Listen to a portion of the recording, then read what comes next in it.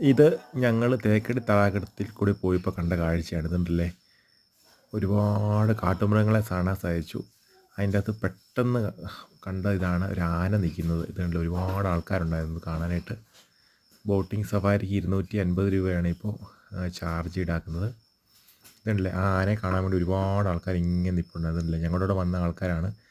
നമ്മൾ ബോട്ടിങ്ങിന് പോകുന്ന വഴിക്ക് ഇടയ്ക്ക് വെച്ച് ഇങ്ങനെ സ്റ്റോപ്പ് ചെയ്തിട്ട് നമുക്കിങ്ങനെ ആനയെ കാണാനായിട്ട് സാധിക്കും. ഇതുണ്ടല്ലേ, നല്ല ഇതായിരുന്നു, നല്ല കാലാവസ്ഥയായിരുന്നു. ഇതിൽ ഒരുപാട് ആൾക്കാരുണ്ടായിരുന്നു ഞങ്ങൾ വന്ന് ബോട്ടിലോട്ട് കയറാനായിട്ട്. നല്ല ഭംഗിയായിരുന്നു. നിങ്ങൾ പോയിട്ടുണ്ടെങ്കിൽ കമൻറ്റ് ചെയ്യുക.